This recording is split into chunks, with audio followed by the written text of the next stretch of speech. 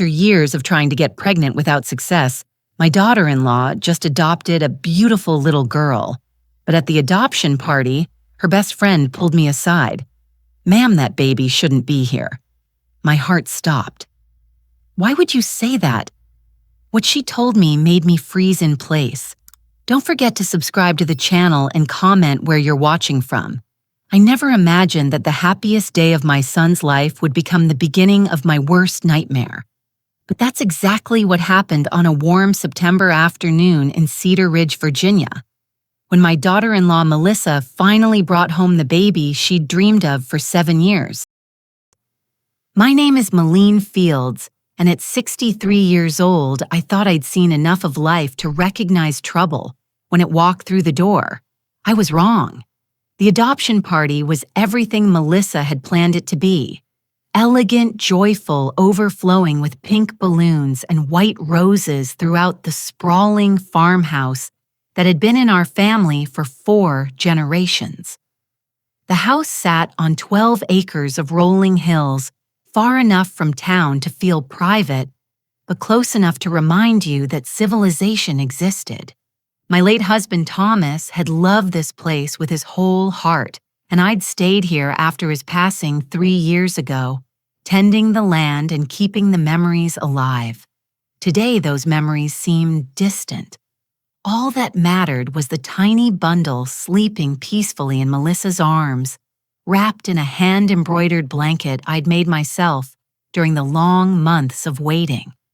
Little Sophie Grace with her perfect rosebud mouth and wisps of dark hair. She was beautiful. She was wanted. She was home.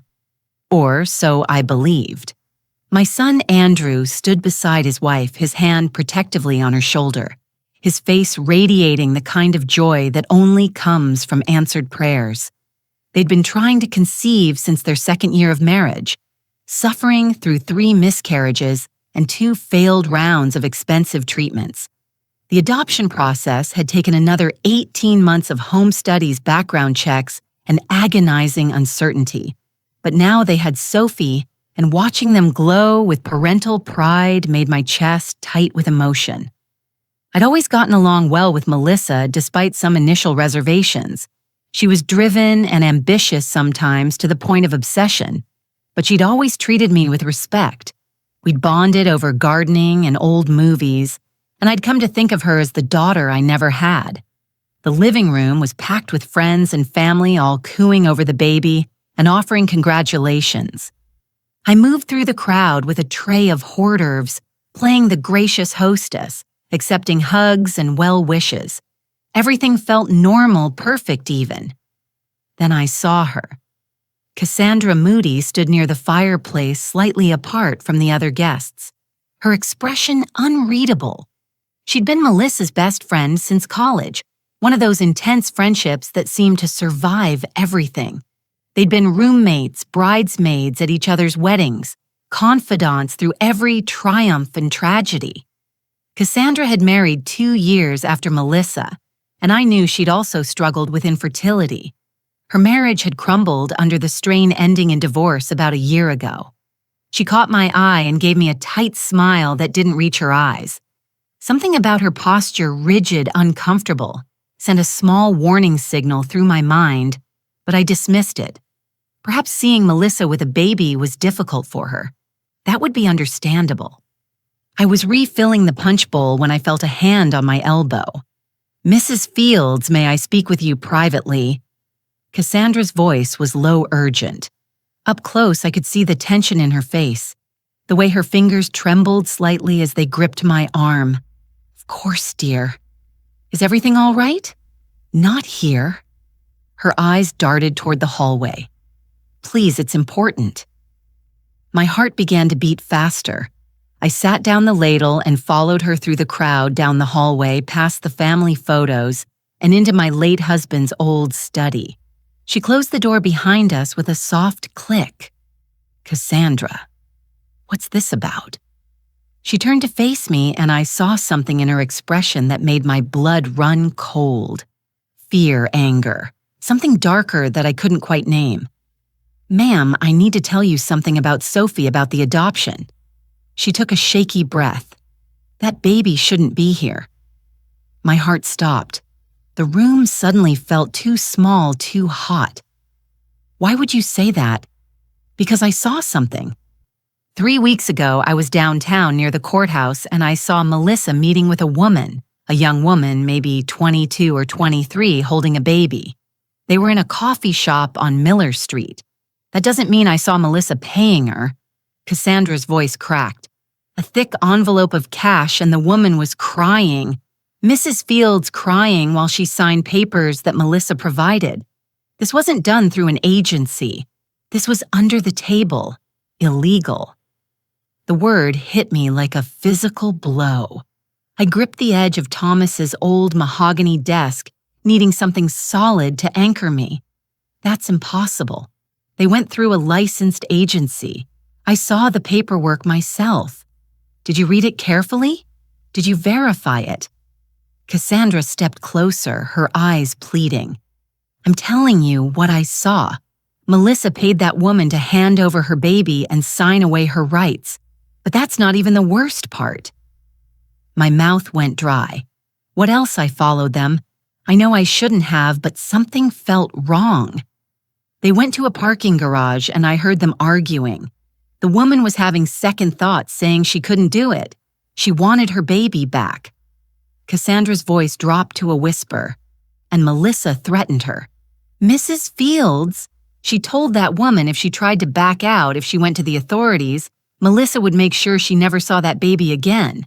She'd make sure the woman was declared unfit, that she'd lose custody permanently and face criminal charges for trying to extort money. The room spun.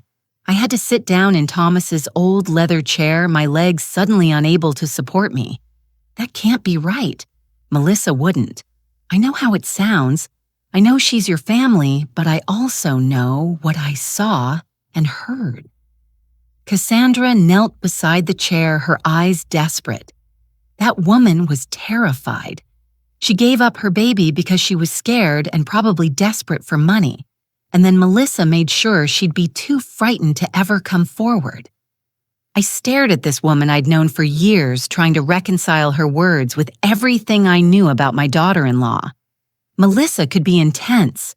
Yes, competitive, sometimes ruthless in her career as a real estate attorney. But this was criminal. This was monstrous. Why are you telling me this? Why not go to the police yourself? Cassandra stood, abruptly wrapping her arms around herself. Because I don't have proof. I didn't take pictures. I didn't record anything. It would be my word against hers. And Melissa is an attorney with connections. She'd destroy me. Her voice hardened. But your family, you have access to their house, their documents. You can find the truth. You can make this right. What do you expect me to do? Find that woman. Find out if this adoption was legal. And if it wasn't, she met my eyes.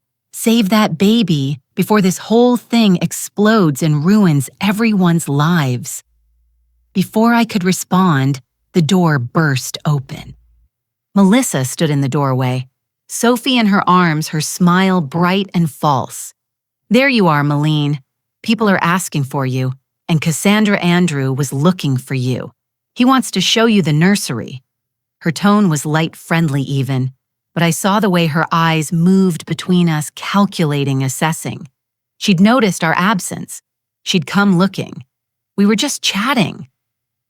I managed rising from the chair on shaky legs. I'll be right out. Melissa's gaze lingered on Cassandra for a moment too long, and I saw something flicker across her face. Suspicion warning. Don't be too long. We're about to cut the cake. She turned and walked away, her heels clicking on the hardwood floor. Cassandra and I stood in silence for a moment. Finally, she leaned close and pressed something into my hand, a folded piece of paper. That's the address of the coffee shop where I saw them, Miller Street Cafe. Start there. Ask around. Find the truth, Mrs. Fields, before it's too late. She left before I could respond, leaving me alone in the study with my racing heart and the paper burning in my palm. I unfolded it slowly. Written in Cassandra's neat handwriting was not just the cafe address, but a name. Nellie Young Blonde, maybe 5'4", wearing a green jacket, looked exhausted. I stood there for a long moment, listening to the sounds of celebration drifting down the hallway. Laughter music, the clinking of glasses. Everyone out there was celebrating a miracle. A family completed a dream fulfilled. But all I could hear was Cassandra's voice. That baby shouldn't be here. I folded the paper and slipped it into my cardigan pocket. Then I took a deep breath, smoothed my hair, and walked back toward the party. My mind already racing with questions I wasn't sure I wanted answered. As I passed through the doorway, I caught Melissa watching me from across the room, Sophie still cradled against her chest. Our eyes met for just a second, and in that brief moment I saw something that made my blood run cold. She knew I'd been told something, and she was already planning her next move. The party continued around me, bright and loud and false, while inside my chest, my heart hammered out a single terrified question. What had I just become part of? And what would I find if I started digging into my own family's secrets? The cake was cut. Champagne was poured. Photos were taken. And all I could think about was a young woman crying in a coffee shop, signing away her baby while Melissa counted out cash. I had to know the truth, whatever it cost me, even if it meant discovering my family was built on lies. The morning after the adoption party, I woke at dawn with Cassandra's words still echoing in my mind. The paper with the coffee shop address sat on my nightstand, taunting me. I'd barely slept, turning over the implications of what I'd been told, trying to convince myself there had to be a reasonable explanation. But every time I closed my eyes, I saw that moment when Melissa caught us in the study. The calculation in her expression, the way she'd held Sophie just a little tighter, as if claiming ownership. I made coffee in the quiet farmhouse kitchen, watching the sun rise over the back pasture through the window Thomas had installed 40 years ago. The familiar ritual usually brought me comfort, but today everything felt wrong, tainted. I needed to investigate, but carefully. If Cassandra was mistaken, or worse, lying, I could destroy my relationship with Andrew and Melissa over nothing. But if she was telling the truth, a young woman somewhere had been coerced into giving up her child, and my family was complicit in something terrible. The thought made me sick. By 9:00, I'd made my decision. I would drive into town, visit the Miller Street Cafe, and ask a few discreet questions. If I found nothing, I could let this go. If I found something, I didn't let myself finish that thought.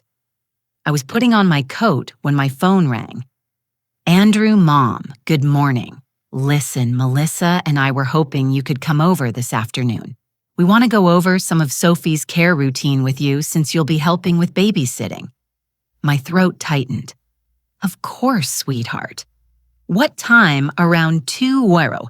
We have a meeting with our attorney at 11:00. Just finalizing some paperwork, but we should be done by then. Attorney paperwork. My hands went cold. That sounds fine. I'll see you then. After we hung up, I stood in my hallway for a long moment, staring at the family photos on the wall.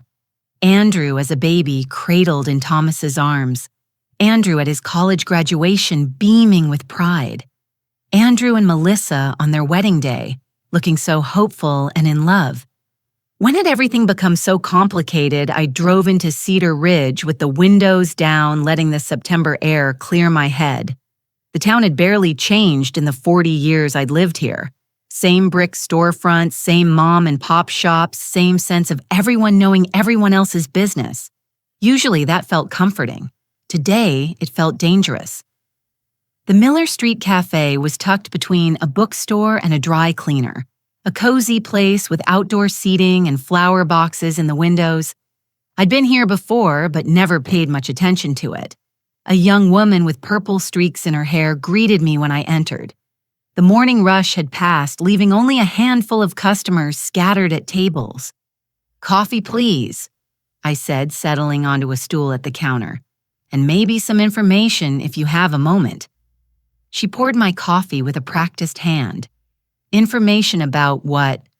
I'm looking for someone. A young woman, early 20s blonde, about 5'4". She would have been here about 3 weeks ago meeting with another woman. There was a baby involved. The barista's expression shifted immediately. Guarded, wary. We get lots of customers. Hard to remember specific ones. This would have been memorable. There was paperwork being signed, money exchanged. The young woman was crying. Look, lady, I don't know what you're getting at, but please. I lowered my voice, leaning forward. I'm not trying to cause trouble. I'm trying to help someone.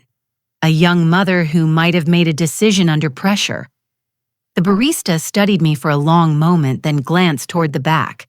My manager might remember something. She was working that day, but she doesn't come in until this afternoon. Can you tell me anything? Anything at all? She hesitated, wiping the counter unnecessarily. Finally, she spoke, her voice barely above a whisper. There was a girl. I remember because she was sobbing so hard she could barely breathe. The other woman, older, professional-looking, kept pushing papers at her, talking really fast and quiet. I almost called my manager, but then they left. My heart was pounding. Did you hear a name? Anything. The professional woman called the young one Nellie at one point. That's all I caught. She paused. Look, the girl seemed really messed up. Desperate. The kind of desperate where you make bad choices because you don't see any other option, you know. I knew exactly what she meant. Thank you. I managed. If your manager remembers anything else, could you call me? I scribbled my number on a napkin and slid it across the counter with a $20 bill. She pocketed both without comment. Good luck finding whatever you're looking for. I hope it's not as bad as it seems, but we both knew it probably was. I sat in my car outside the cafe for 20 minutes, trying to process what I'd learned. The barista had confirmed Cassandra's story, at least partially. There had been a young woman named Nellie. There had been crying and paperwork and pressure, but confirmation wasn't proof, not the kind that would stand up to scrutiny, especially against an attorney like Melissa. I needed more. I needed to find Nellie herself. But how I didn't have a last name, an address, or any way to track down a young blonde woman in a town of 30,000 people. I felt helpless out of my depth. My phone buzzed, a text from Melissa. Looking forward to seeing you at 2, brought some of your famous apple cake home from the party. We can have it with coffee while we chat. The casual friendliness of the message made my stomach turn. How could she act so normal if she was hiding something this terrible, unless Cassandra was wrong? Unless I was chasing shadows and destroying trust over a misunderstanding. I drove home slowly, my mind spinning. I had 3 hours before I needed to be at Andrew and Melissa's house. 3 hours to decide how to proceed. Back at the farmhouse, I made myself lunch. I couldn't eat and tried to think rationally. If this adoption was legitimate, there would be documentation, court orders, agency records, everything legal and above board. If it wasn't legitimate, Melissa would have created false documentation. She was an attorney after all. She'd know how to make things look proper while hiding the truth underneath. I needed to see those documents, really see them, not just glance at them the way I had when Andrew first told me about the adoption being finalized. At 1:30, I drove to their house, a beautiful colonial in one of Cedar Ridge's newer developments, all granite countertops and hardwood floors, the kind of place that screamed success and stability. Melissa answered the door with Sophie on her hip, looking every inch the perfect mother in designer jeans and a soft sweater. "Meline, come in." "Come in." Sophie just woke up from her nap. She kissed my cheek warmly, and I hated myself for flinching slightly. Andrew appeared from the kitchen, wiping his hands on a towel. "Hey, Mom, coffee's ready." We settled in their living room, Sophie content in a bouncer between us. The baby was beautiful alert, making small cooing sounds that tugged at my heart. Whatever else was true, this child was innocent. So Melissa began pulling out a folder. We wanted to go over Sophie's schedule with you. Feeding times, nap routine, that sort of thing, since you'll be watching her when we both have to work. She handed me the folder and my hands trembled slightly as I took it.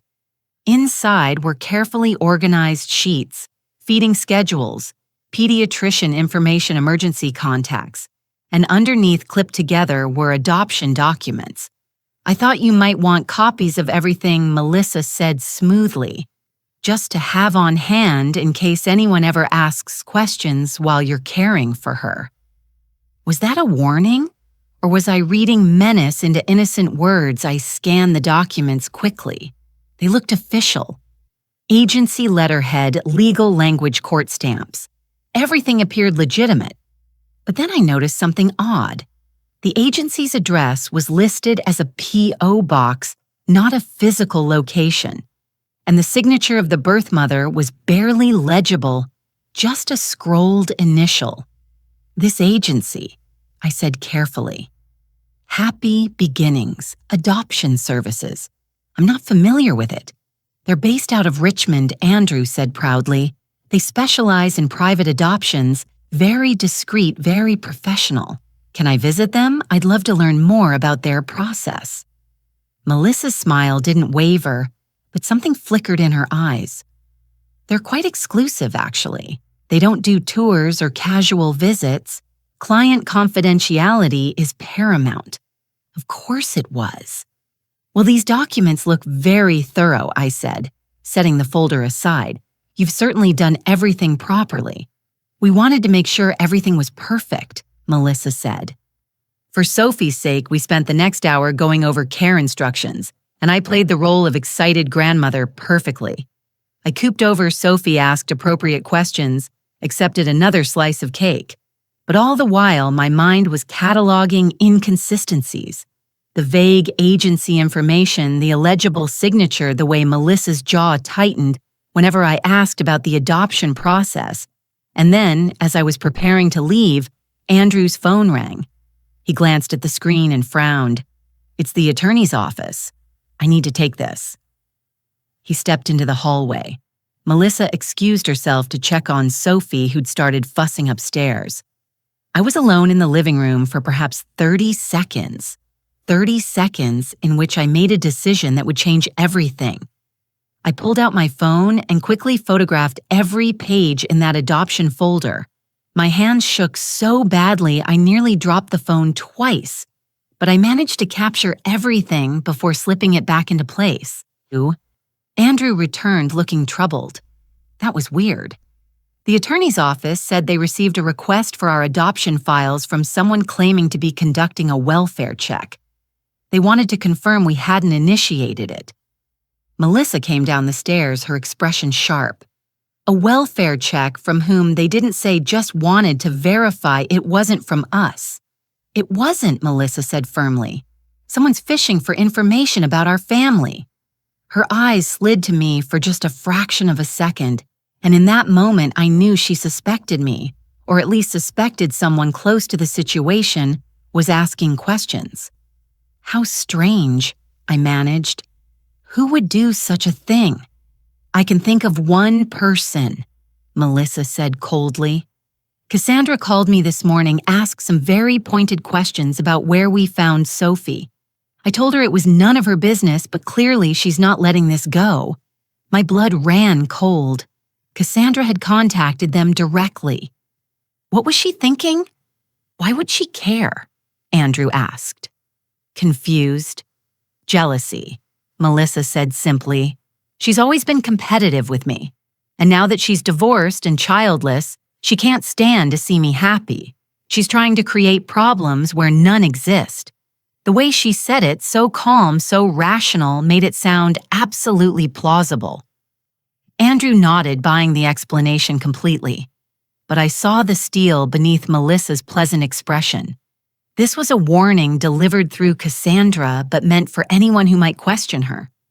I left shortly after my mind reeling. In my car, I pulled out my phone and looked at the photos I'd taken of the adoption documents. Something about them felt wrong, but I couldn't quite identify what. I needed help. Professional help.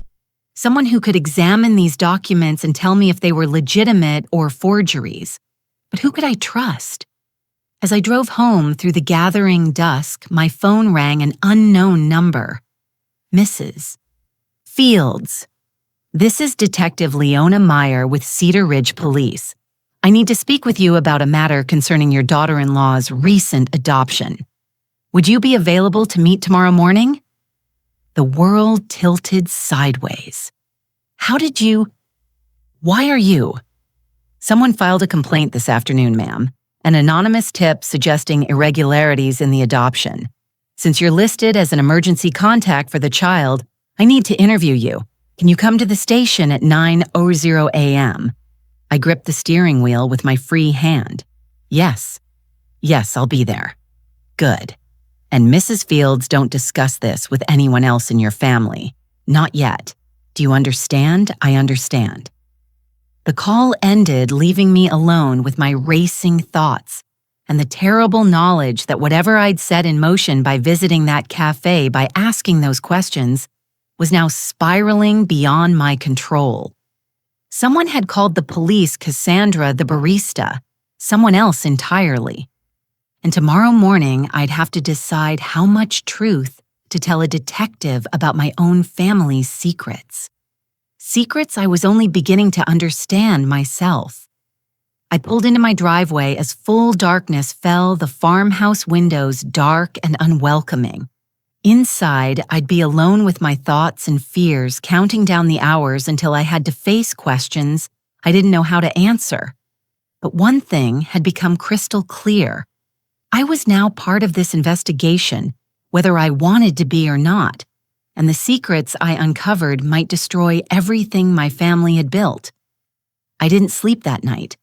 Instead, I sat at my kitchen table until 3 in the morning, studying the photographs I'd taken of the adoption documents on my phone, zooming in on every detail, every signature, every stamp. Something was wrong with them. I could feel it in my bones the way I used to sense when Andrew was lying to me as a boy, but I couldn't identify exactly what.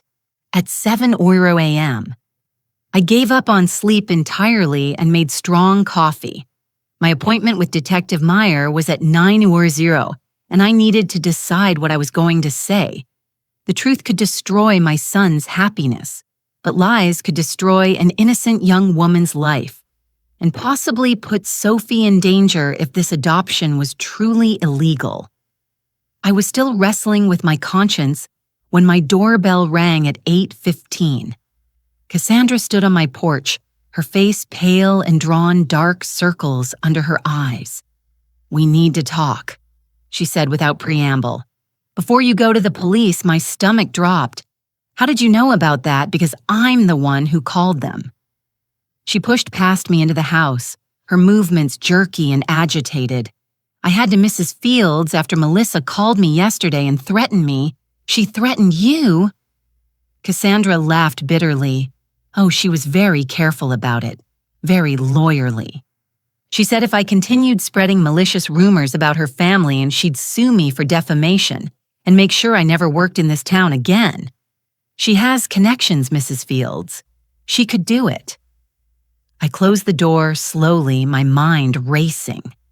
"So you went to the police." I filed an anonymous complaint, but then I couldn't sleep, couldn't stop thinking about what I'd done. "So I'm here to tell you the complete truth before you talk to that detective." She met my eyes, and what I saw there made my blood run cold. Because there's more things I didn't tell you at the party. My legs felt weak. I sank into a chair. What things Cassandra sat across from me, her hands twisting together. After I saw Melissa with that woman at the cafe, I became obsessed with finding out the truth. I know I shouldn't have, but I followed Melissa multiple times over the next week. You followed her. I saw her meet with the same young woman twice more. Different locations each time. Once at a park, once in the parking lot of a grocery store, and each time the woman looked more desperate, more frightened. The last time I saw them, Melissa handed her what looked like medication, pills in an unmarked bottle. The room seemed to tilt. What kind of medication, I don't know. But the woman took them right there, swallowed them dry. And Melissa told her, I heard her say this clearly, this will help you forget, make everything easier. Just a few more days and you'll never have to think about this again. My hand flew to my mouth. She was drugging her. I think so. I think Melissa was giving her something to keep her compliant. Maybe anxious medications or sedatives. Something to keep her from thinking clearly or changing her mind. Cassandra's voice broke. And then 3 days before the adoption party, I saw the woman one last time. She was walking near the bus station looking completely lost. No baby, no diaper bag, just wandering around like she didn't know where she was or what she was doing. Did you talk to her? I tried. I approached her, asked if she was okay. She looked at me like she didn't even see me. Her eyes were completely vacant. Mrs. Fields, like she'd been, I don't know, broken somehow. When I asked about the baby, she started crying and walked away. I followed her to an apartment building on the east side of town, the run-down complex near the old textile mill. I grabbed a pen and paper. Which building? Riverside Apartments Unit 2C. But Mrs. Fields, you need to understand something else. Cassandra leaned forward urgently. I did some research. Happy Beginnings. Adoption Services. It's a shell company. The address listed is a UPS store mailbox. The phone number goes to a disconnected line. The website was created 4 months ago and has no client testimonials, no staff listings, no actual office location. The coffee I drank earlier threatened to come back up. Melissa created a fake adoption agency. I think she created the paperwork to make everything look legitimate. Yes, but I don't think there was ever any real agency involved.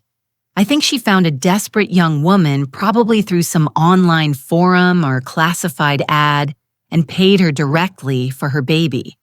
Then she fabricated all the legal documents to cover her tracks. I thought of my daughter-in-law's sharp legal mind, her attention to detail, her ruthless determination to get what she wanted. Could she really have done something this calculating, this cruel? Why are you telling me this now? Why not tell the police directly? Cassandra's expression turned bitter. Because I have no proof, everything I saw could be explained away. 2 women meeting in public having emotional conversations. That could be anything. The fake agency. Melissa could claim she was scammed by someone else who set it up. Without the young woman's testimony, without those pills tested, without any paper trail connecting Melissa to illegal activity, it's just my word against her respected attorneys. So what do you want from me? Find that woman, Nellie. Go to that apartment today before your police interview. Get her to talk. Get her to tell the truth about what happened. If she testifies, if she confirms that Melissa coerced her and drugged her, then the police will have to investigate. Then there will be consequences. I looked at this woman I'd known for years and saw something in her face I didn't like. Something hungry and vindictive beneath the concern. Cassandra, why do you care so much? Really? Her mask slipped for just a moment and I saw raw pain underneath. Because Melissa has everything I wanted.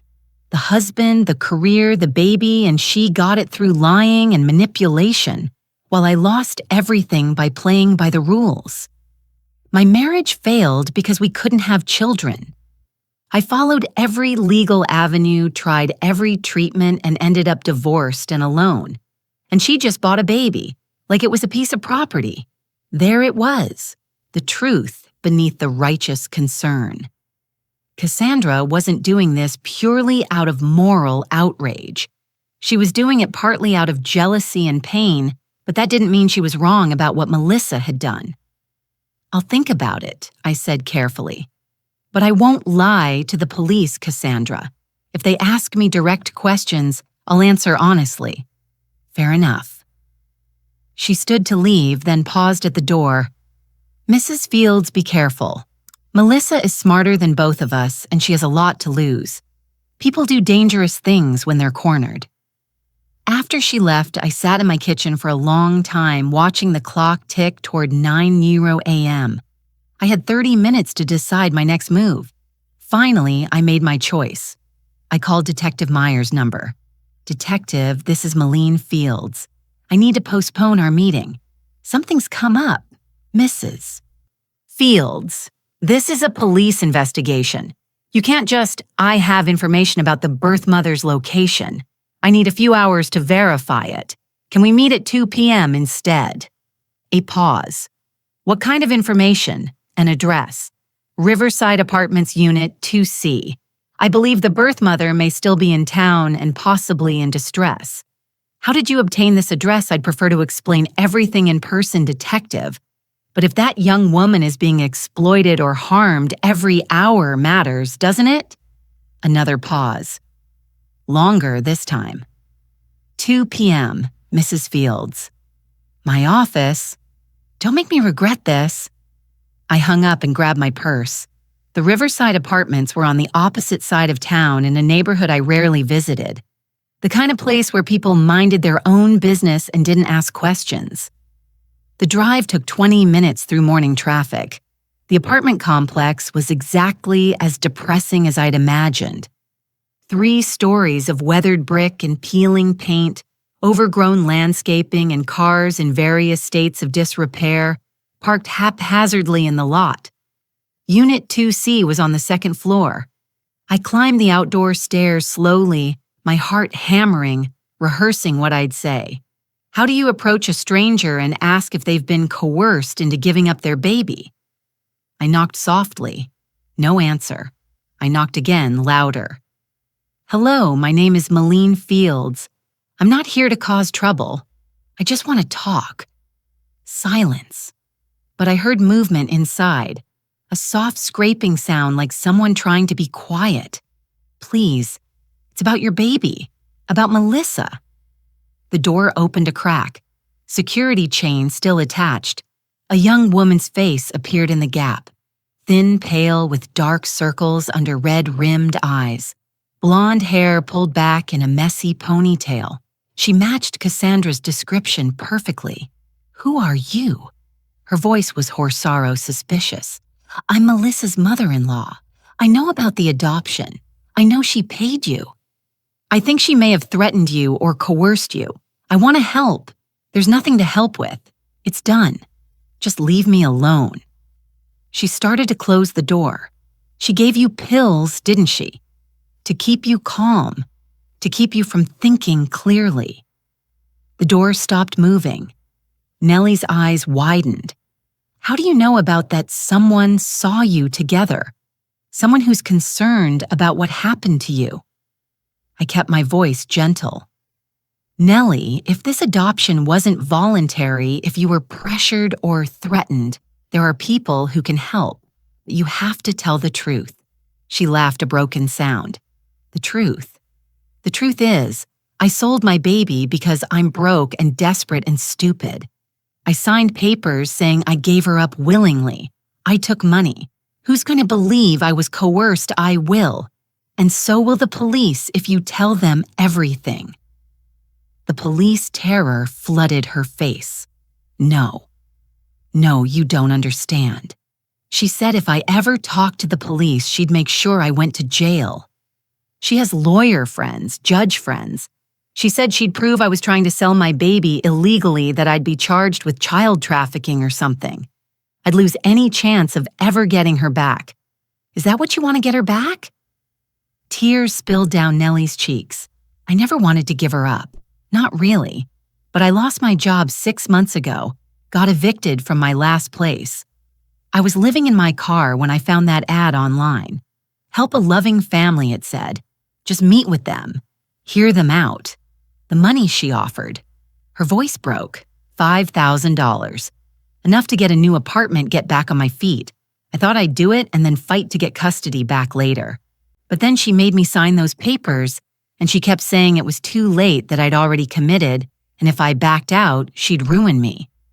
What about the pills? Nellie wiped her face with shaking hands. Anxiety medication, she said, to help me through the stress. But they made me so foggy, so tired, I couldn't think straight. Couldn't remember what I'd agreed to or why.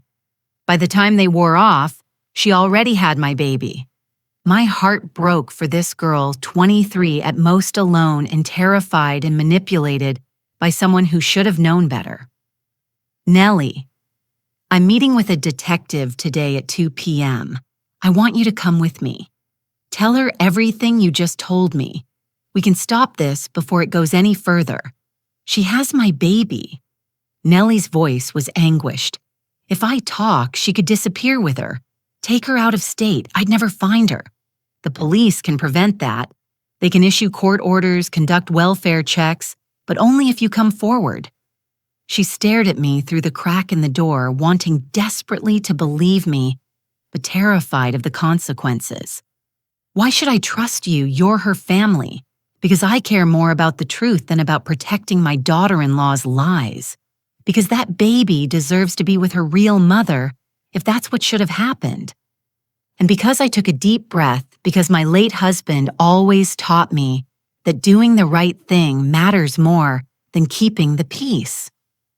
Nellie studied my face for a long moment. Then slowly she closed the door. I heard the chain rattle and the door opened fully. She looked even younger, standing in the doorway, barely more than a girl herself, wearing sweatpants and an oversized t-shirt, looking lost and alone. What's your baby's name? I asked gently. Lily.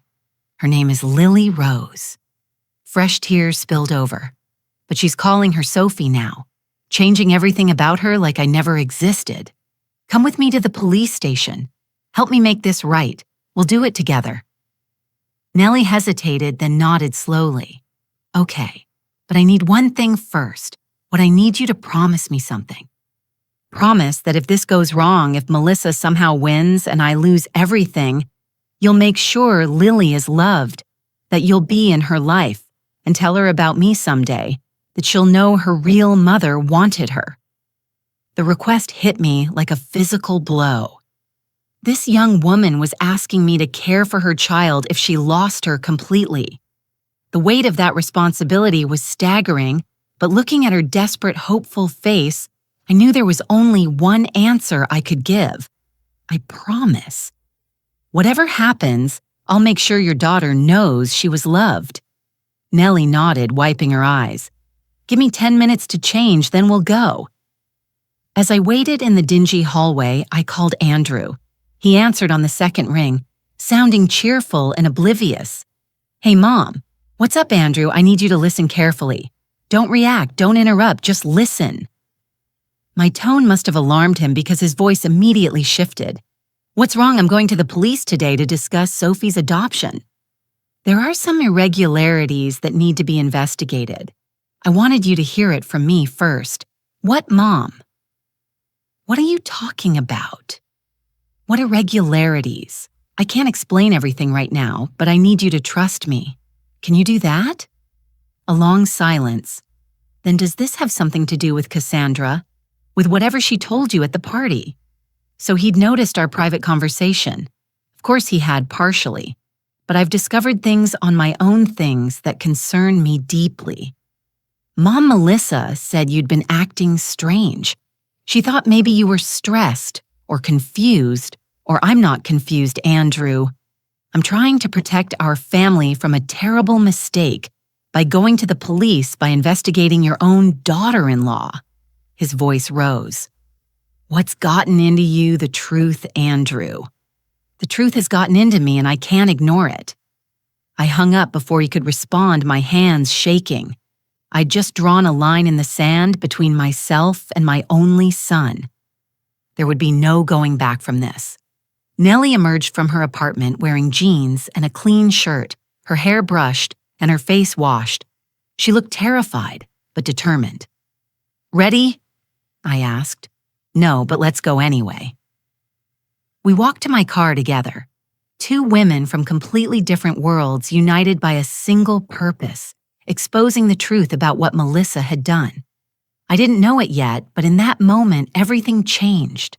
The investigation I'd started was about to explode into something far bigger and more dangerous than I'd imagined, and Melissa had already begun fighting back.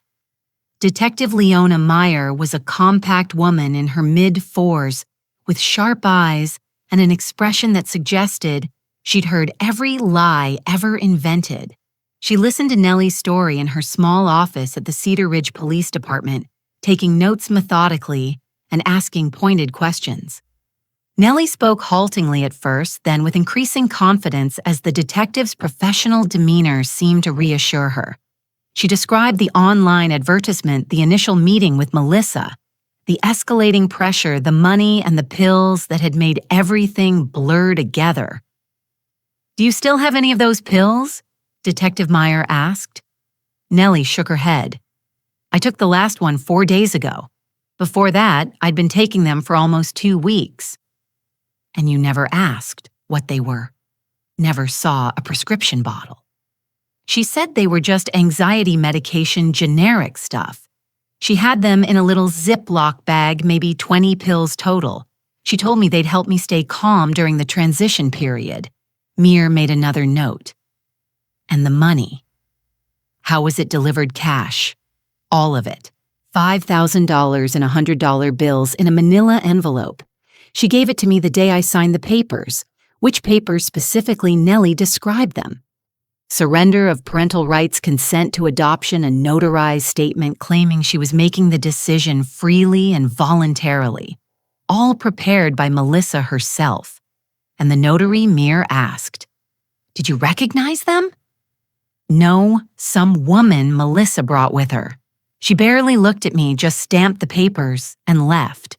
Mir leaned back in her chair, studying both of us. "Mrs. Fields." "What made you decide to investigate this adoption?" I explained about Cassandra's revelation at the party, my visit to the cafe, and my growing suspicions about the documentation. I showed her the photographs I'd taken of the adoption papers. She examined them on my phone, her expression darkening. "These are concerning. The agency information is vague, and some of these stamps look irregular." She looked up. "I'm going to need to verify a few things. This could take several hours. Are you both willing to wait?" We nodded. "Good. And Mrs. Fields, I need you to understand something. If what Miss Nellie is telling us is true, your daughter-in-law has committed multiple felonies: fraud, coercion, possibly unlawful possession, and distribution of controlled substances. Your family is going to be torn apart by this investigation. I understand. Do you? Because once I start making calls, once I bring in the district attorney's office, there's no putting this genie back in the bottle. Your son's adoption will be invalidated. The child will be removed from their home, pending investigation. This becomes a legal nightmare for everyone involved." Nellie made a small sound of distress. Mir turned to her with surprising gentleness. "Miss Nellie, I need to ask you directly. What outcome do you want here? Do you want your daughter back?" Nellie's face crumpled. "I don't know. I mean, yes, I want her, but I'm still broke, still unemployed, still living in that awful apartment. How can I provide for her? Maybe she's better off with them if they love her and can give her everything I can't. That's not the question." Mir said firmly, "The question is whether you were given a fair choice, whether you made this decision freely or under duress. If it's the latter, the law says that adoption is invalid regardless of the potential parent's ability to provide. But what happens to Lily while this is being investigated?" Nellie asked desperately. "Where does she go? Temporary foster care, most likely. Until we determine the legal status of the adoption and assess your situation." The thought of little Sophie Lily being placed with strangers made my heart ache. But the alternative was allowing an illegal adoption to stand, validating everything Melissa had done. Mir stood. "Wait here. I need to make some calls." After she left, Nellie and I sat in uncomfortable silence. Finally, she spoke, You didn't have to do this. You could have just stayed quiet. Let your son be happy. At what cost your daughter was taken from you through manipulation and possibly drugs. That's not happiness built on anything solid. But now everyone suffers. Your son, his wife, you, me, Lily, everyone loses. We lose in different ways, I said quietly. But at least we lose while standing on the truth.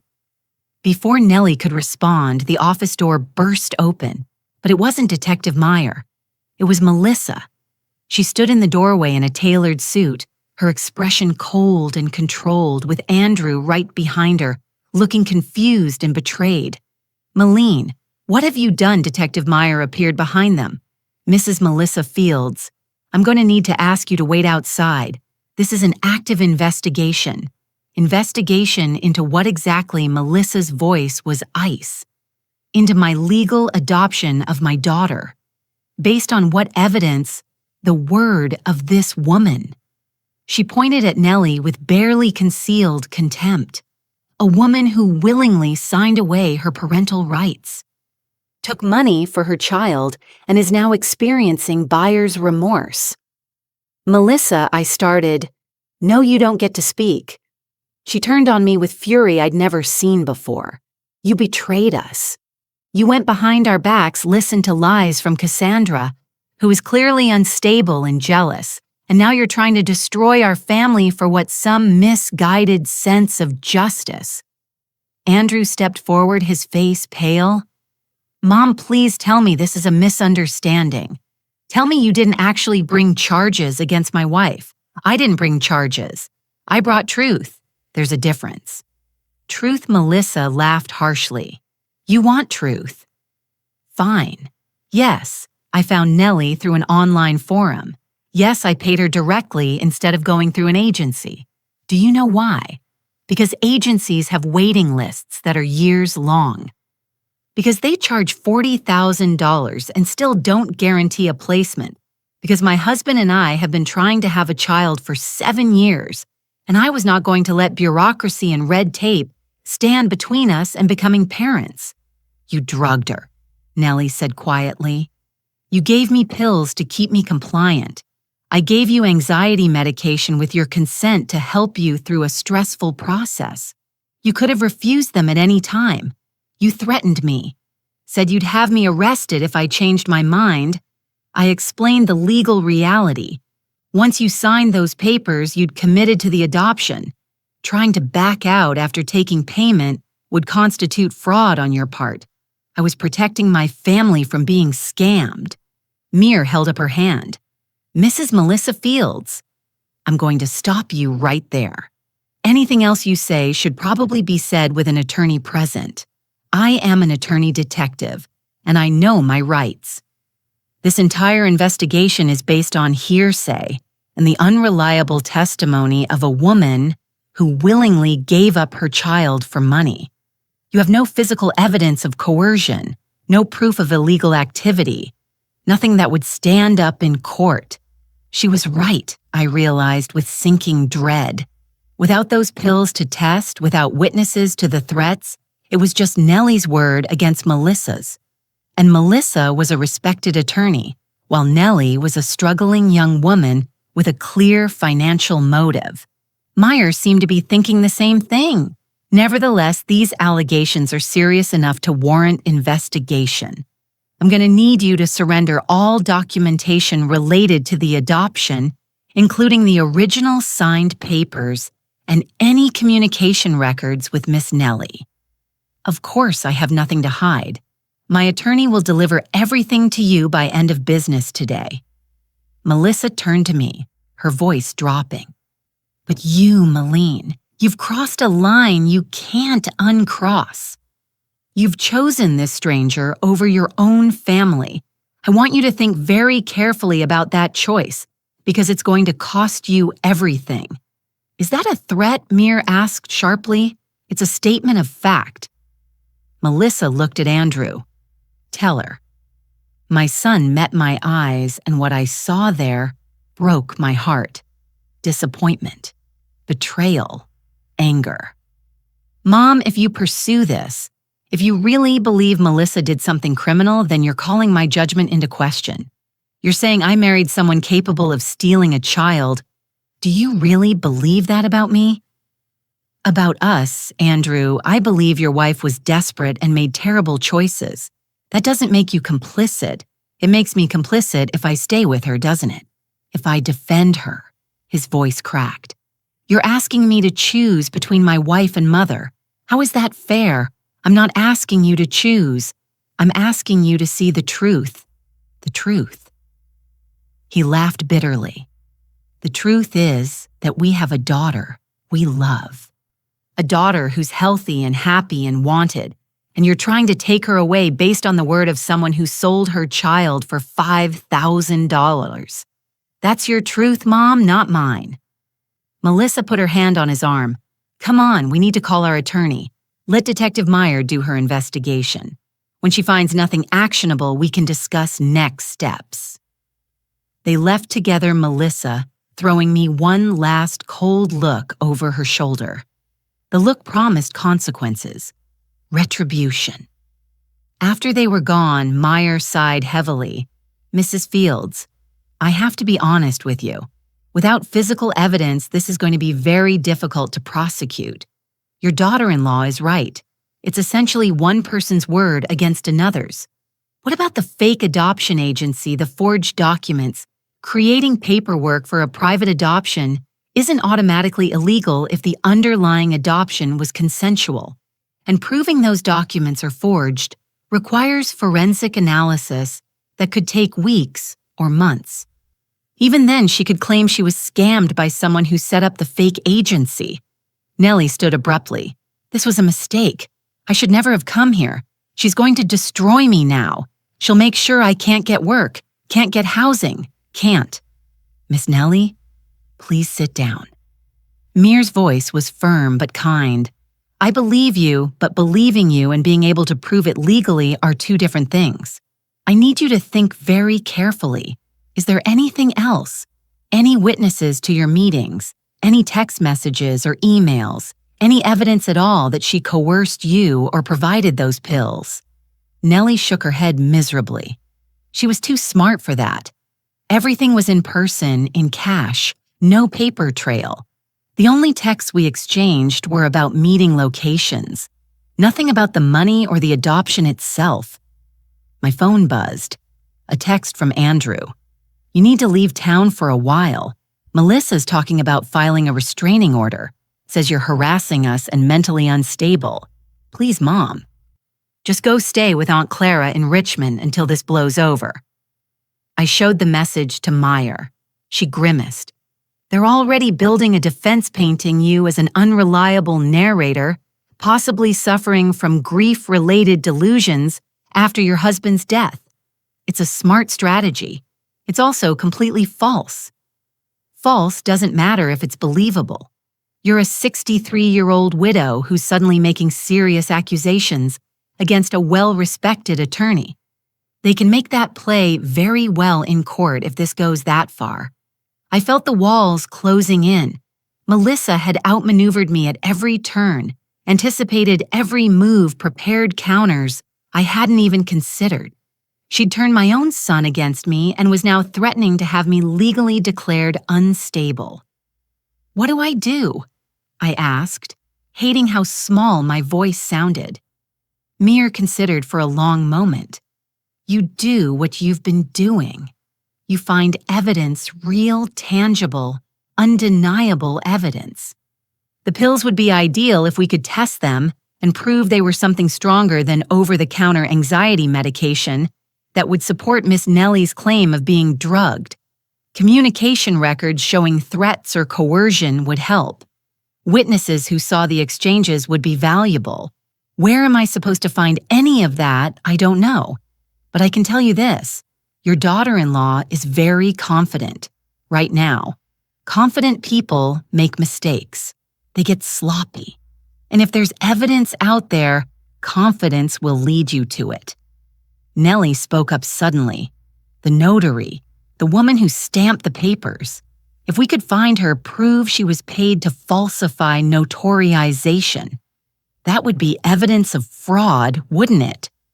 Mir's eyes sharpened. Yes, it would. Can you describe her older woman, maybe 55 or 60 short gray hair glasses? She had an accent, maybe Eastern European. She didn't say much, just asked if I was signing voluntarily, stamped the papers, and left. That's something. I can check registered notaries in the area.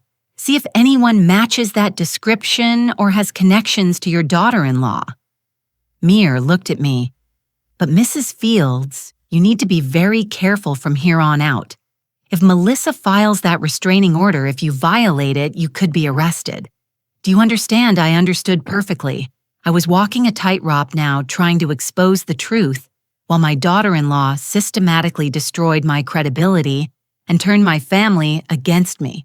We left the police station together, Nellie and I stepping out into bright afternoon sunshine that felt wrong somehow. The world should have been dark and stormy to match the chaos in my life. What now? Nellie asked. Now we find that notary and we find proof that Melissa did what we know she did. How I thought about my farmhouse, about the files and documents I'd accumulated over 40 years of living in Cedar Ridge. About the networks of people I knew, the favors owed the connections that came from being part of a community for decades. Melissa might be a smart attorney, but I'd lived here my whole adult life. I knew this town and its people in ways she never could. Leave that to me, I said. But Nellie, I need you to do something for me. What? Write down everything. Every detail about your interactions with Melissa. Every conversation you can remember. Dates and times and locations. Everything. Even things that seem irrelevant. Write it all down while it's fresh. Why? Because if this goes to court, you'll need to testify.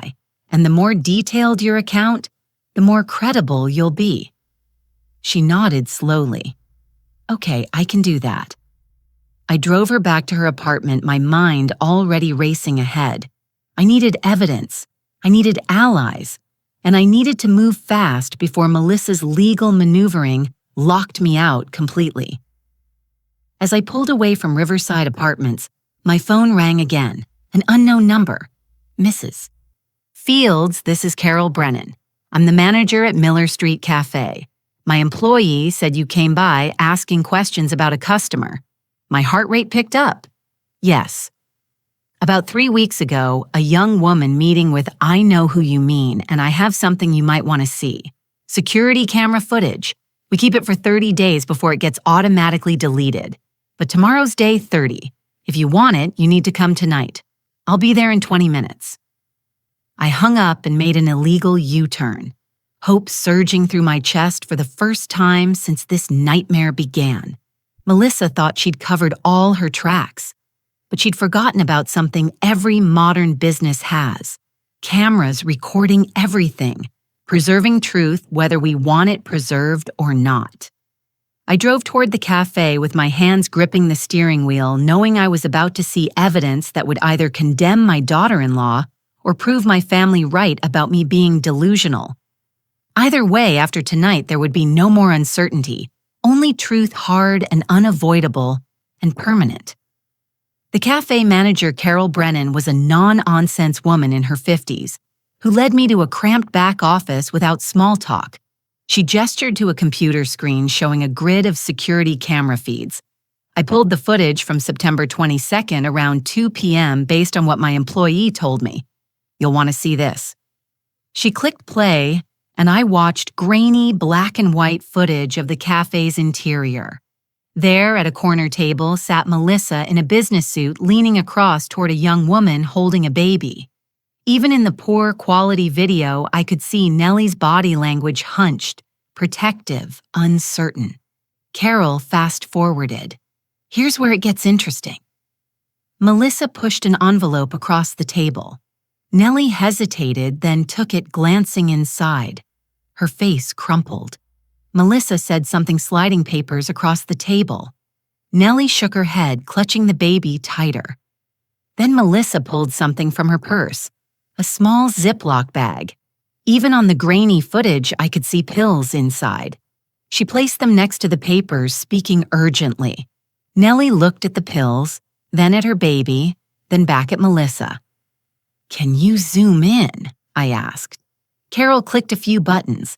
The image pixelated but grew larger. I could clearly see Melissa's lips moving, her expression hard and uncompromising. Nellie was crying now, silent tears streaming down her face. "There's audio too," Carol said quietly. "Not great quality, but you can make out some of it." She unmuted the feed through the ambient cafe noise. I heard fragments. "Melissa only chance. Better life. Can't provide." Nellie, "Not sure. Need more time." Melissa, "Already agreed. Legal consequences. Child services would find you unfit anyway." Nellie, "Please, Melissa, these will help calm your nerves, make the transition easier. Do you want your daughter raised in a car in shelters? The cruelty of it turned my stomach." Melissa wasn't just coercing Nellie. She was destroying her, psychologically attacking her at her most vulnerable point. On screen, Nellie took one of the pills, dry her hands, shaking as she held her baby close. Melissa pushed the papers forward again. This time, Nellie signed them, her whole body shaking with sobs. "I need a copy of this footage," I said, my voice. "Already made you one." Carol handed me a USB drive. "Mrs. Fields, I don't know the whole story here, but what I saw in that video, that's not right. That's predatory. Whatever you need this for, I hope it helps." I clutched the drive like a lifeline. "Thank you. You have no idea what this means." Actually, I do. I gave up a baby for adoption when I was 17. Open adoption, all legal and above board. But I still remember how vulnerable I felt, how easy it would have been for someone to manipulate me. Her expression hardened. Nobody should prey on desperate mothers. Nobody. I drove home through the darkness. The USB drive in my purse feeling like it weighed 1,000 pounds. This was it. Concrete evidence of Melissa's coercion, but I needed to be smart about how I used it. I couldn't just hand it to Detective Meyer and hope for the best. Melissa would mount a defense claim the video was taken out of context, that the pills were harmless and offered with good intentions. I needed to orchestrate a moment where she couldn't spin or manipulate the truth. A confrontation, a public one with witnesses who couldn't be dismissed or silenced. I thought about Andrew, about how he'd looked at me in the police station. The betrayal in his eyes had cut deeper than any of Melissa's threats. My son thought I'd lost my mind. That grief over losing Thomas had twisted my judgment. I needed to show him the truth in a way he couldn't deny. By the time I pulled into my driveway, I had a plan. Risky, possibly foolish, but the only path I could see forward. I called Andrew. He answered after 4 rings, his voice cold. "Mom." "Andrew, I need you to do something for me. I need you to trust me one more time. After what you did today, after you tried to have my wife arrested, I didn't try to have anyone arrested. I reported concerns about an adoption that appeared irregular. There's a difference, is there? Because from where I'm standing, you're trying to destroy our family. No, sweetheart, I'm trying to save it. But I can't do that if you won't listen to me." A long pause. "What do you want?" "I want you and Melissa to come to dinner tomorrow night here at the farmhouse. You, her, and anyone else involved in the adoption process, the attorney who handled your paperwork if possible." "Why would we do that?" "Because I'm going to show you something. Something that will explain everything. And after you see it, if you still think I'm wrong, if you still believe Melissa did nothing improper, I'll back off completely. I'll apologize publicly, accept whatever consequences she wants to pursue, and never speak of this again. And if we don't come, then I take what I found directly to the district attorney's office and let the legal system sort it out. But I'd rather do this as a family first. Give you a chance to see the truth privately before it becomes public." I could hear muffled conversation. Andrew talking to Melissa, probably. Finally, he came back on the line. 7:00 p.m. tomorrow. Just us, though. No attorneys, no police. Agreed. And Andrew brings Sophie. She should be here too. Why? Because this is about her future, her truth. She deserves to be present for it, even if she won't remember. Another pause. Fine. 7 p.m. After we hung up, I sat in my dark kitchen and let myself feel the weight of what I just said in motion. Tomorrow night, I would either prove my daughter-in-law was a criminal and destroy my son's marriage, or I would be proven wrong and lose my family entirely. There was no middle ground anymore. I spent the next day preparing meticulously. I called Detective Meir and explained my plan. She was skeptical but agreed to be available by phone if needed. I called Nellie and asked her to be ready to come to the farmhouse if I contacted her. Then I called someone I hadn't spoken to in months, my late husband's best friend, Judge Raymond Porter, now retired, but still respected in the legal community. Meline, it's been too long. How are you holding up, not well, Ray? I need your help with something, and I need you to keep it confidential until tomorrow night. I explained everything. The adoption, the coercion, the video evidence. Ray listened without interrupting his silence, somehow more powerful than any response. "And you want me there tomorrow as a witness?" he finally asked. "I want you there as someone Andrew trusts, someone who can verify what we see, who can't be dismissed as a delusional old woman or a vindictive family member. Will you come?" Of course. Thomas would never forgive me if I let you face this alone. At 6:30 the next evening, I set the dining room table with my good china, the set Thomas and I had received as a wedding gift 40 years ago. I put out the silver candlesticks, made my mother's pot roast recipe, and tried to ignore the way my hands trembled. Ray arrived first, giving me a supportive hug. "Whatever happens tonight, Meline, you're doing the right thing." I hope so. Andrew and Melissa arrived at exactly 7, Sophie in a carrier. My son's face was neutral, carefully blank, while Melissa's expression was cold and controlled.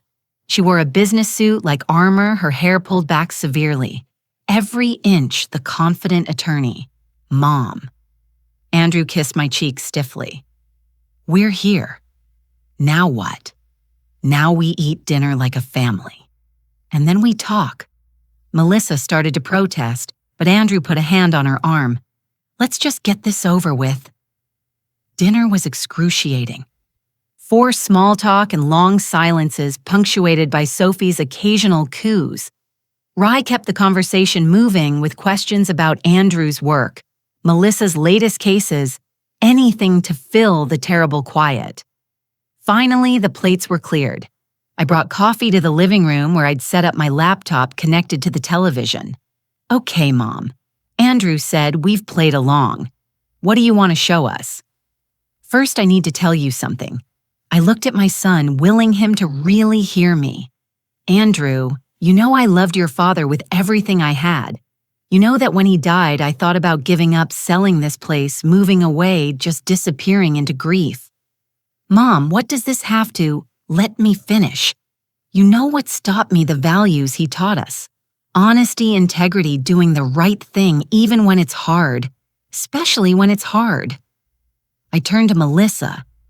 "I know you think I'm attacking you out of malice or confusion, but I'm doing this because I love my son too much to let him build his family on lies." Melissa's jaw tightened. "There are no lies. You've invented a narrative based on gossip and misunderstanding. Then you won't mind watching this video. And if I'm wrong, if it shows nothing concerning, I'll apologize right now and accept any consequences you want." I clicked play. The cafe footage filled the screen. Everyone watched in silence as Melissa pushed the envelope of cash across the table, as she produced the pills, as Nellie's resistance crumbled under the weight of threats and manipulation. "Can't provide." Melissa's voice crackled through the speakers. "Legal consequences. Child services would find you unfit anyway." Andrew's face went pale. He looked from the screen to his wife, confusion and dawning horror in his eyes. "Melissa, what is this?" "It's edited," she said quickly. "Taken out of context, that woman approached me looking for money, and I was trying to help her by threatening her." Rye spoke for the first time, his voice carrying the authority of 30 years on the bench. By telling her she'd lose her child permanently if she didn't cooperate. That's not help, Melissa. That's coercion. You don't understand the situation. She was desperate living in her car. I was offering her daughter a better life while drugging her to keep her compliant. I pressed play again, zooming in on the moment Melissa handed over the pills.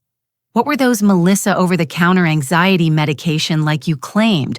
Or something stronger, something to keep her confused and pliable? Melissa stood abruptly. This is entrapment. You're trying to twist everything I did to help a struggling mother into something criminal. Andrew, we're leaving. But Andrew didn't move. He was staring at the frozen image on the screen. His wife's face hard and calculating, pushing pills across a table to a crying woman holding a baby. Is that Sophie? He asked quietly. Is that our daughter Nellie is holding? Her name is Lily, I said gently. And yes, that's her. Andrew, don't listen to this, Melissa said desperately. Your mother is trying to destroy us because she can't handle being alone after your father died.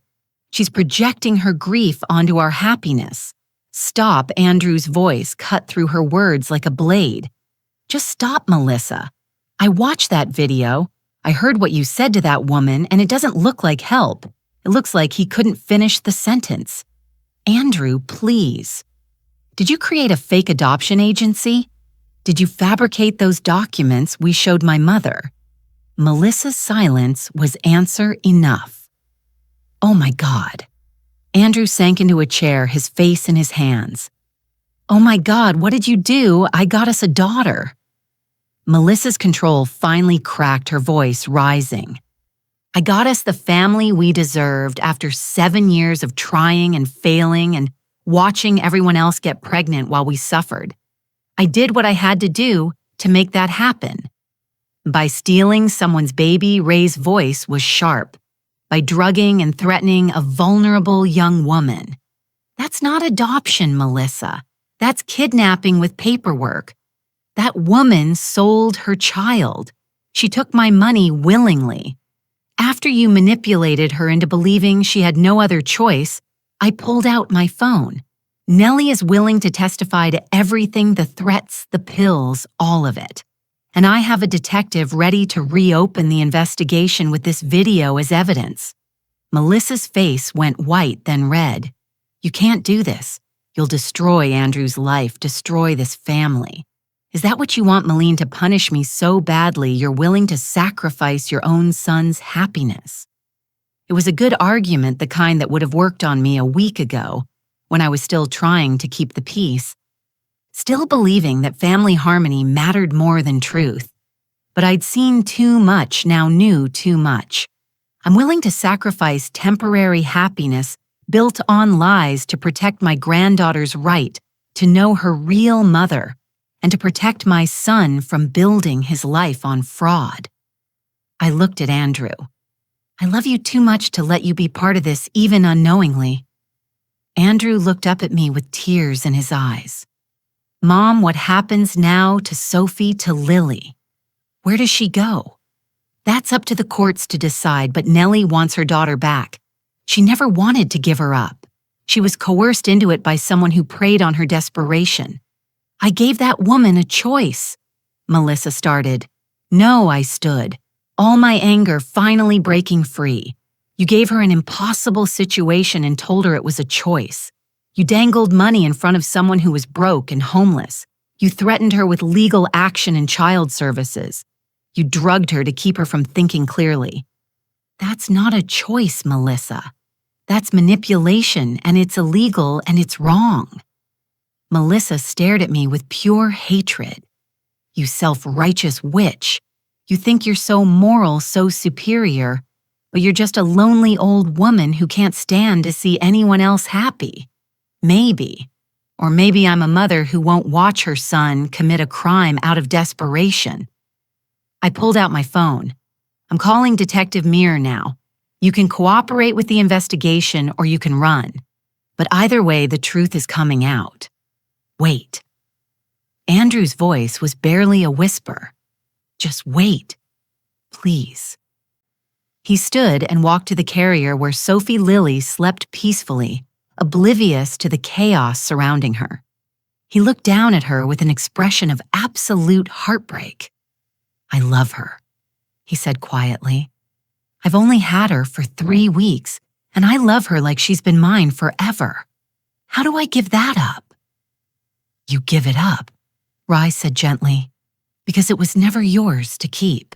Not like this." Andrew nodded slowly, tears streaming down his face. Then he turned to Melissa. "I think you need to leave. Get an attorney, a real one, not yourself. Cooperate with whatever investigation comes." And then his voice broke. "Then we'll figure out what happens with us." Melissa looked between all of us, seeing no allies, no escape route. Finally, she grabbed her purse and walked to the door, but she paused in the doorway, looking back at me. "This isn't over, Meline. Even if everything you say is true, even if I lose everything, I'll make sure you regret this. I promise you that." Then she was gone, her heels clicking across the porch and down the steps. The silence she left behind was profound. Andrew sank back into his chair, staring at nothing. Ray put a hand on his shoulder. "Son, I know this feels like the end of the world right now, but your mother just saved you from something that would have destroyed you eventually. Better to know now than years from now." I called Detective Meir and explained what we'd discovered. She said she'd be at the farmhouse within the hour to take statements and collect the video evidence. Then I called Nellie. "It's time," I told her. "Come to my address. Your daughter is here, and we're going to make this right." As we waited for the detective for Nellie for whatever came next, Andrew finally looked at me. Was this the only way Mom did it have to blow up like this? I tried to handle it quietly, but Melissa made that impossible. And sweetheart, that baby deserves to be with her mother, her real mother who loves her and wants her and never wanted to let her go. I know he wiped his eyes. I know you're right, but it doesn't make it hurt any less. No, I agreed. It doesn't. But doing the right thing rarely does. Through the window, I saw headlights turning into the driveway. Nellie's car followed by a police cruiser. The confrontation was over. Now came the aftermath, the legal proceedings, the custody hearings, the painful process of undoing what Melissa had done. But at least we'd be doing it in the light of truth instead of the darkness of lies. And for the first time in weeks, I could breathe. 3 months later, I stood in my kitchen watching the winter sun rise over the frost-covered pasture, a cup of coffee warming my hands. The farmhouse was quiet in that particular way houses get when they've witnessed profound change and are still adjusting to the new normal. On the refrigerator, held by a magnet shaped like a sunflower, was a photograph from last week. Nellie sitting in my living room, Lily on her lap, both of them smiling at the camera. Real smiles, the kind that reached the eyes. The aftermath of that terrible confrontation had been exactly as messy and painful as Detective Meyer predicted. Melissa was arrested the following day and charged with multiple counts, including fraud coercion and unlawful distribution of controlled substances. The pills she'd given Nellie tested positive for a prescription sedative far stronger than anything available over the counter, something that required Nellie to take them regularly to avoid withdrawal symptoms, keeping her in a fog throughout the supposed transition period. Amam the notary turned out to be Melissa's former legal secretary, someone she'd kept on retainer for under-the-table work. When faced with charges of falsifying legal documents, the woman confessed to everything, providing detailed records of multiple questionable notorizations Melissa had commissioned over the years. The district attorney called it one of the most calculated cases of adoption fraud they'd seen. Melissa had spent months planning every detail, from creating the fake agency website to establishing the cash payment system that would leave minimal traces. She targeted Nellie specifically after finding her desperate posts in online forums for single mothers struggling with housing insecurity. It was predatory, methodical, and it would have worked if Cassandra hadn't seen them that day at the cafe. I'd been wrong about Cassandra's motivations, at least partially. Yes, jealousy had driven her initial suspicion, but when I spoke with her after everything came out, I saw genuine anguish in her eyes. I wanted to be wrong, she'd told me.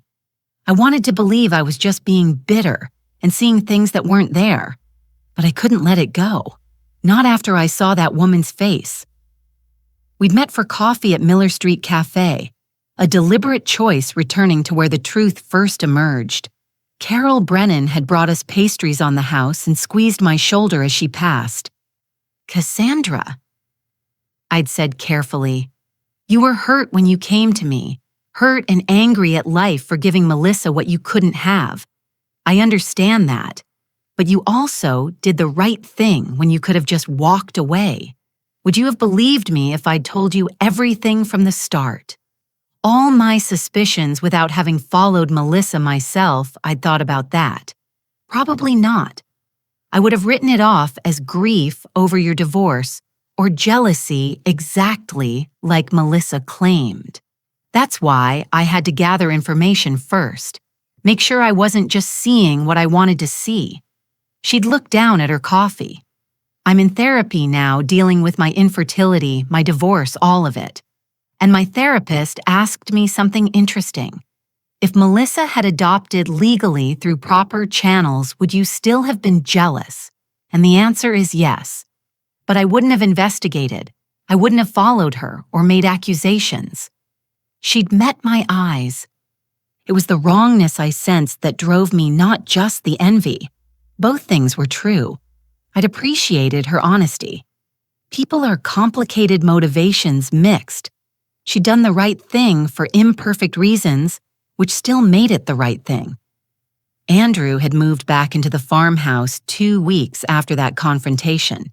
He couldn't stay in the house he'd shared with Melissa, couldn't sleep in the nursery they'd prepared together.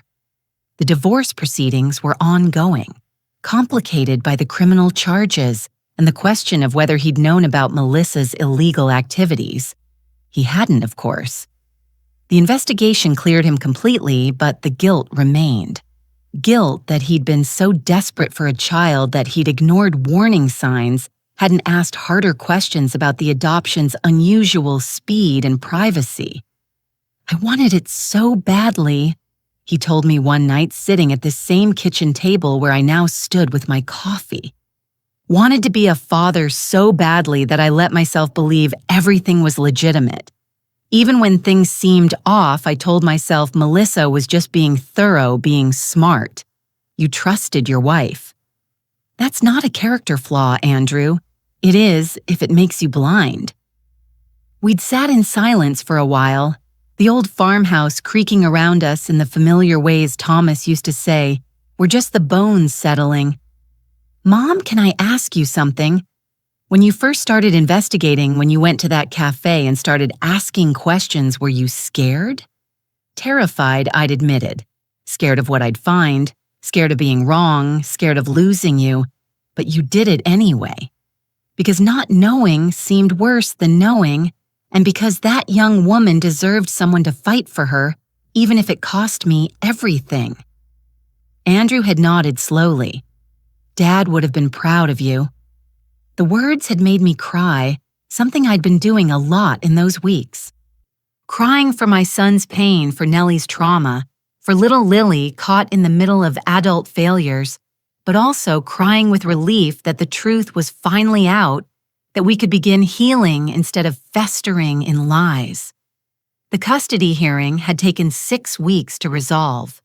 Nellie's attorney, provided pro bono by a legal aid organization, argued that the original adoption was invalid due to coercion and fraud, making Nellie's parental rights intact. Melissa's attorney, expensive and aggressive, tried to claim that Nellie had willingly surrendered her child and was now experiencing buyer's remorse, but the video evidence was damning. The pills were damning. The fake agency documentation was damning, and Nellie's testimony, halting but honest, was heartbreaking. Judge Catherine Williams, a woman I'd known socially for years, had watched all the evidence with an expression of increasing distress. When it came time for her ruling, she'd removed her glasses and addressed the courtroom directly.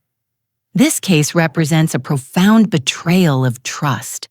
Adoption is meant to serve the best interests of children who need families and birth mothers who cannot provide care. It is not meant to serve the interests of people wealthy enough to bypass legal protections. Miss Nellie was vulnerable, desperate, and exploited by someone who should have known better, someone sworn to uphold the law, not manipulate it for personal gain. She'd ruled that the adoption was invalid and that Lily would be returned to Nellie's custody immediately with supervised visitation to ensure Nellie had adequate support systems in place. I'd offered that support, offered it without hesitation, knowing it might seem strange to help the woman who'd taken my son's child away. But Nellie hadn't taken anything. Melissa had stolen from both of them, and they were both victims of her desperation. Nellie had moved into the farmhouse's guest cottage, a small 2-bedroom structure Thomas had built years ago for his aging parents.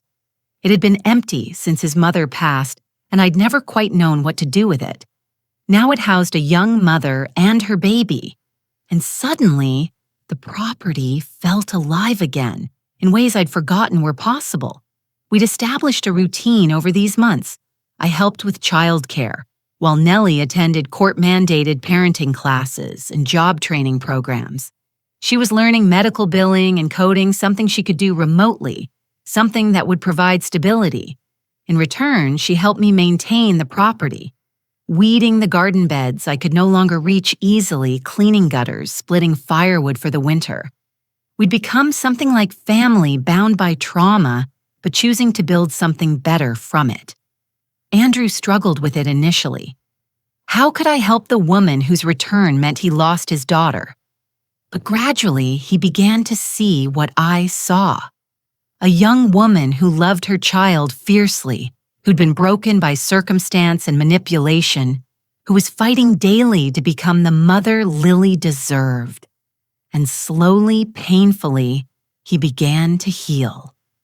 Last week, he'd come to dinner, something he'd been doing twice weekly, gradually rebuilding his relationship with both me and with normal family life.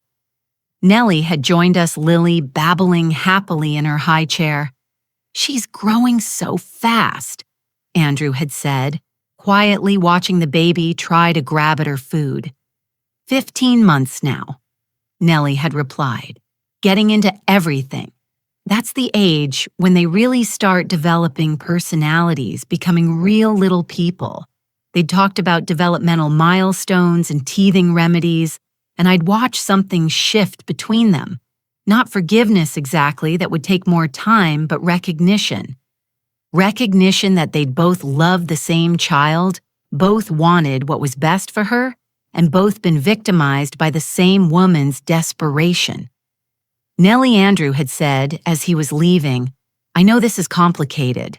I know I have no legal right to anything regarding Lily, but if you'd ever be comfortable with it, I'd like to be part of her life. Not as a parent, just as I don't know someone who cares about her." Nellie had considered this carefully. "Let me think about it. I'm not saying no, but I need to make sure I'm making decisions for the right reasons, not out of guilt or obligation." That's fair. It was fair. It was mature. It was two people trying to navigate an impossible situation with grace and honesty. A week later, Nellie had given her answer. Supervised visits once a month here at the farmhouse, with the understanding that Lily would know Andrew as a family friend, not a parent.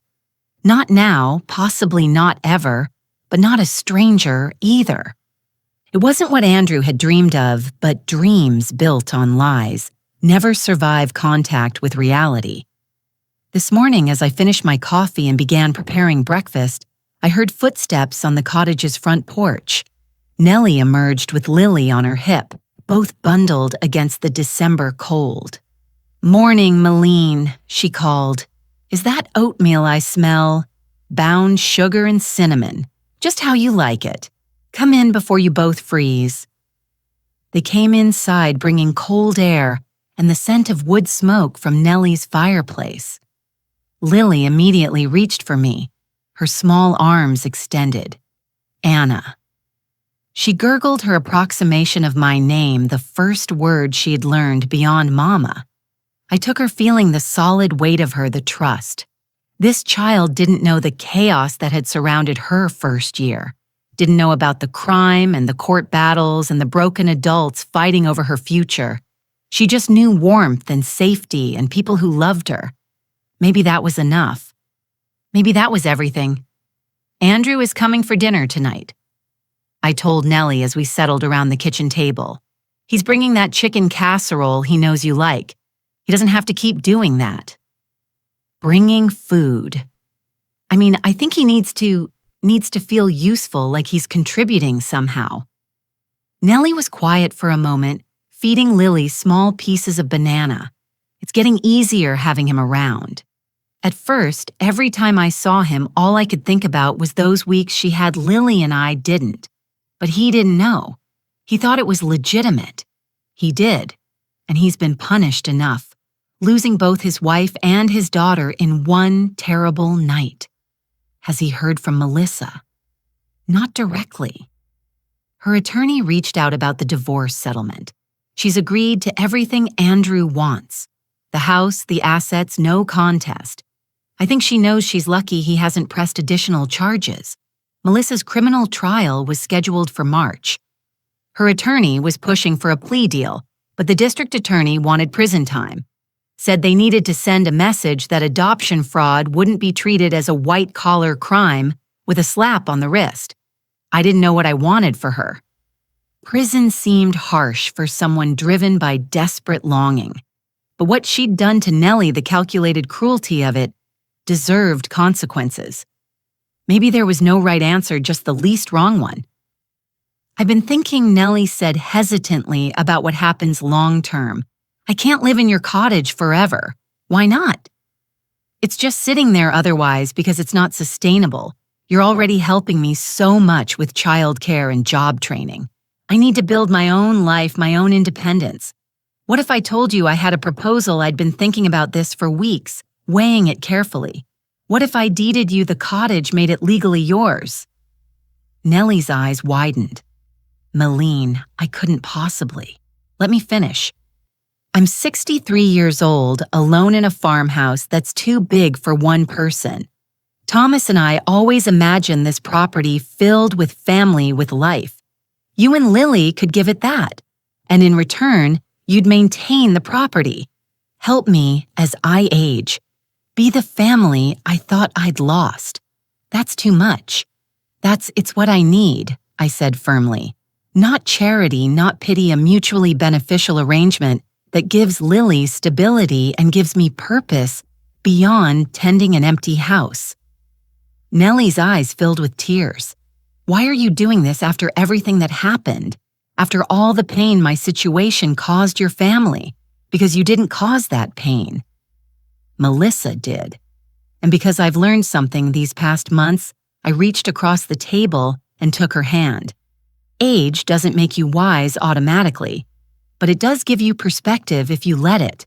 And my perspective is that holding on to bitterness and blame serves no one. Building something new, something honest, that's what matters. Lily banged her spoon on the high chair tray, demanding attention.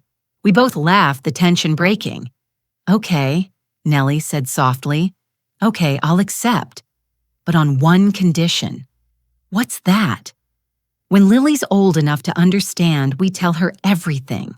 The whole truth. What Melissa did, how Andrew was involved, how you fought to make it right. No lies, no edited versions. She deserves to know her story. Agreed. Complete honesty. We shook on it, sealing a pact that would shape Lily's childhood and our future. A pact built on truth, however painful. That evening, Andrew arrived with his casserole and a bottle of wine. We ate together around the old oak table. 4 generations represented if you counted the ghosts of Thomas and his parents who'd built this place. After dinner, Andrew asked if he could give Lily her bath. Nellie hesitated, then nodded. They disappeared upstairs together, Andrew's deep voice mixing with Lily's delighted shrieks at the splashing water. I sat with Nellie on the back porch, wrapped in blankets against the winter cold, watching the stars emerge. "Do you think he'll be okay?"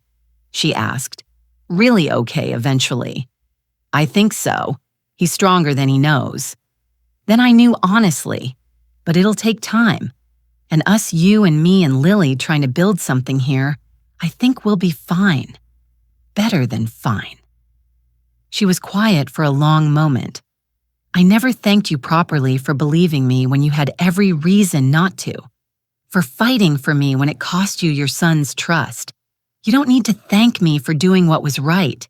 Still, most people wouldn't have. Most people would have chosen family loyalty over a stranger's truth." I thought about that. About the choice I'd made that day in the cafe, asking questions that would unravel everything about the moment I'd decided truth mattered more than peace. Maybe I said, but I couldn't live with myself if I'd stayed silent. And I couldn't let my son build his life on lies, even beautiful ones. Inside, we heard Lily laughing and Andrew singing an off-key lullaby. The sound drifted out into the winter night, a promise of healing that had seemed impossible 3 months ago. "You know what my therapist told me," Nellie said. She said, "Survivors of trauma often become the strongest people in the room, not because trauma makes you strong, but because surviving it teaches you that you're stronger than you knew."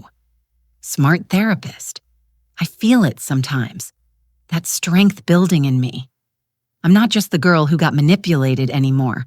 I'm Lily's mother. I'm someone who's building a future. I'm enough.